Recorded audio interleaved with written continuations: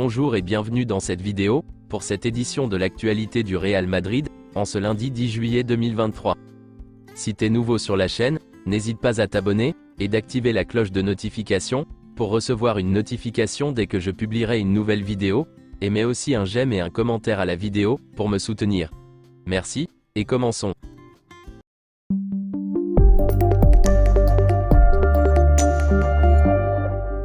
Les billets les moins chers pour le Classico aux États-Unis avant la saison étaient à 400 $ américains et allaient jusqu'à 1000 $ américains. Le match est désormais complet. Les billets pour le match Real Madrid-Manchester United en pré-saison sont désormais complets. Il n'y a plus de billets. Le Real Madrid générera entre 25 et 35 millions d'euros pour la pré-saison aux États-Unis, si l'on en croit les revenus déclarés l'année dernière. Les joueurs qui ont participé aux matchs internationaux devraient revenir le 20 juillet pour s'entraîner aux États-Unis. Et ces joueurs sont Modric, Courtois, Rudiger, Alaba, Camavinga, Tchouaméni, Vinicius Junior, Rodrigo, Militao, Arda Güler, Joselu, Carvajal, Fran Garcia, Nacho et Lunin. Le Real Madrid reprend l'entraînement aujourd'hui, Valdebeba. Dans la matinée, il y aura les examens médicaux. Et dans l'après-midi, une séance d'entraînement.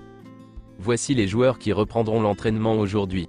Lucas Vázquez, Jesus Valiero, Álvaro Odriozola, Ferland Mendy, Toni Kroos, Dani Ceballos, Brahim Diaz, Fede Valverde, et Jude Bellingham. Mais selon Copé, Arda Güler a informé le Real Madrid qu'il mettrait fin à ses vacances plus tôt que prévu, et qu'il rejoindrait l'équipe pour l'entraînement aujourd'hui. Rodrigo a déjà commencé la pré-saison avec son préparateur personnel, Marcel Duarte, au Brésil. Le joueur sait qu'on lui demandera davantage cette saison, tant de la part d'Ancelotti, que des supporters madrilènes, et il est tout à fait prêt à répondre aux attentes. Selon Relevo, lors d'une réunion avec Florentino Pérez et José Ángel Sánchez, Carlo Ancelotti a présenté le plan de transition, vers un système avec 4 milieux de terrain titulaires. L'académie de Toni Kroos compte aujourd'hui plus de 500 jeunes inscrits. Voici quelques déclarations de Toni Kroos. Quand je suis arrivé au Real Madrid, je disais toujours, j'espère gagner la Ligue des Champions. Je m'attendais à de grandes choses, mais pas à ce niveau. Mon idée est de continuer à progresser, quel que soit l'âge, parce que je veux continuer à gagner des trophées. Modric et moi sommes là, pour que les autres se sentent en sécurité et à l'aise pour jouer.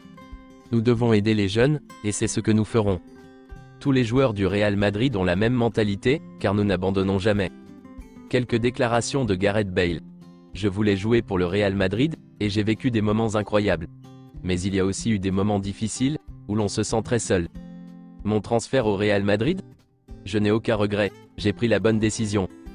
Un Galactico? Je voulais juste jouer, puis disparaître dans l'obscurité.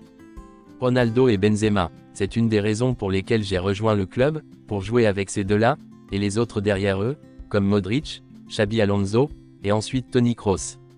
Les joueurs du Real Madrid étaient tous bons. Je sais que les gens parlent de ma relation avec Ronaldo, mais je n'ai jamais eu le moindre problème avec qui que ce soit. Même dans les moments difficiles, tout se passait bien dans le vestiaire. Honnêtement, j'ai vraiment apprécié mon séjour là-bas. Pour finir avec les déclarations, voici une de Casemiro. Quitter le Real Madrid? C'était l'occasion de quitter un grand club au sommet, à un âge qui me permet encore d'avoir cette volonté. Si c'était 2 ou 3 ans plus tard, je ne quitterais pas le Real Madrid pour aller dans un autre grand club, je n'aurais pas cette ambition de changer de championnat. Selon le média AS, Arribas ne restera pas. Une réunion a eu lieu, et le plan est clair. Il sera soit prêté pour 2 ans, soit vendu avec une clause de 50%. Le Real Madrid souhaite renouveler le contrat d'Antonio Blanco, avant de le prêter à nouveau. Le club continue de croire en ce joueur, et ne veut pas le perdre. Antonio Blanco réalise un excellent Euro U21, et le club ne l'a pas oublié. Il a été très attentif et pense qu'il a mérité d'être renouvelé. Antonio Blanco resterait au Real Madrid les yeux fermés. Si Ancelotti me dit de rester, je serai ravi, a-t-il déclaré dans une interview. Mais il sait qu'il vaut mieux aller jouer.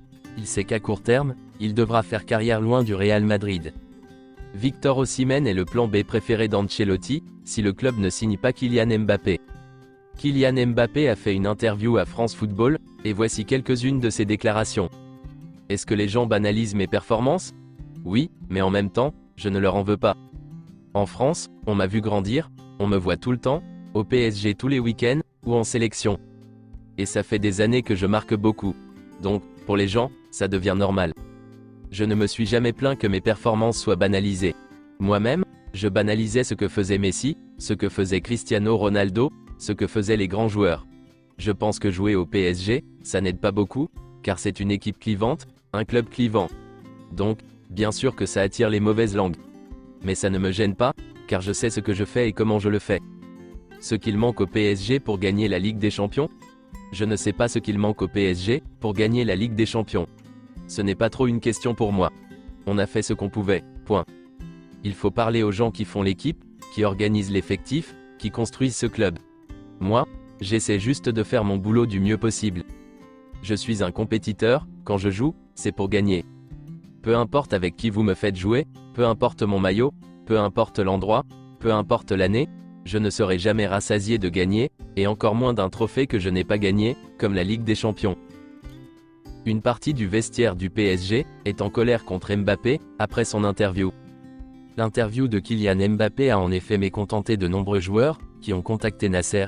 6 joueurs du PSG, dont les nouvelles recrues, ont contacté Nasser Al-Khelaifi, pour se plaindre de l'interview de Kylian Mbappé. 2 nouvelles recrues du PSG cet été, pensent que les déclarations de Kylian Mbappé sont insultantes, pour le club du PSG. Nasser Al-Khelaifi a été choqué, par l'interview de Mbappé. Il y voit un manque de respect pour tous les joueurs actuels, mais aussi pour les nouveaux joueurs, le nouvel entraîneur, et tous les supporters. Le Qatar est incroyablement en colère, après l'interview de Kylian Mbappé.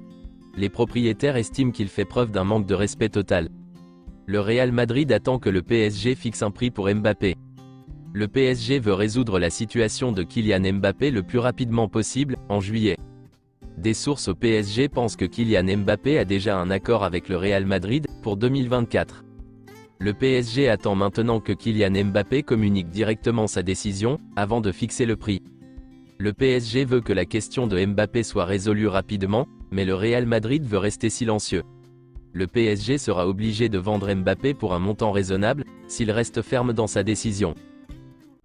C'est tout pour cette édition de l'actualité du Real Madrid, et merci de nous avoir suivis. Abonne-toi si t'as aimé la vidéo, mets un j'aime, et à la prochaine pour plus d'infos sur le Real Madrid.